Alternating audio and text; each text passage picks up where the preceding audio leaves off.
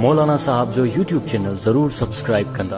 अगर सही जान जो ख़तरो हुजे तो उन सूरत में रोज़ो भनी सघूं था या न। अच्छा, जेकॾहिं कंहिं बि बंदे औरत हुजे या मर्द हुजे सुबुह सां रोज़ो रखियो त ॾींहं जो उन जी तबियत ख़राब थी वई, इंतिहाई तबियत ख़राब थी वई, त हाणे शरीयत इन शइ जो हुकुम ॾिनो आहे त हाणे तव्हां पंहिंजो रोज़ो जेकॾहिं जान वञण जो अंदेशो आहे ऐं तव्हांजो मर्ज़ ज़्यादा वधी वेंदो जंहिंमें तव्हांखे ज़्यादा तकलीफ़ थींदी ऐं तव्हांजी जान वञण जो नुक़सानु आहे, त उन सूरत में शरीयत इन शइ जो हुकुम ॾिनो आहे तव्हां रोज़े खे जेको आहे भनी छॾियो।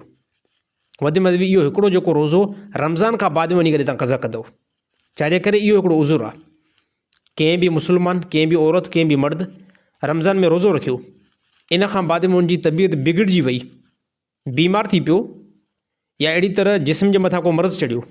काफ़ी जेके असांजा शुगर वारा मरीज़ जेके असांजा मर्द आहिनि, अच्छा काफ़ी जेको आहे शुगर जे मरीज़ वारा औरतूं या मर्द सुबुह सां रोज़ो रखियऊं, जेकॾहिं शुगर जे करे उनजी तबियत इंतिहाई ख़राब थी वई आहे, जो जान वञण जो अंदेशो आहे, त उन सूरत में रोज़ो तव्हां भनी छॾींदव ऐं कंहिं क़िस्म जो कोई बि जेको आहे गुनाह तव्हांखे न मिलंदो। छाजे करे इन टाइम तव्हांजी जान वञण जो तमामु वॾो रीज़न आहे।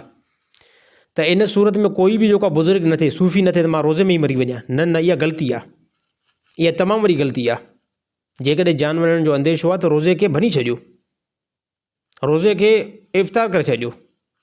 वधि में वधि इहो ई थींदो तव्हां इन ई रोज़े जी रमज़ान खां बाद में क़ज़ा कंदव। ऐं जेकॾहिं अगरि सूफ़ी थी करे मां रोज़े में ई हलियो वञा, रोज़े में ई जेको मां मरी वञा, त हे बुज़ुर्गी न आहे, हे बुज़ुर्गी न आहे, इहा ईअं सम्झो जहालत आहे। छाजे करे तव्हांजी जान ज़्यादा वैल्यू थी रखी।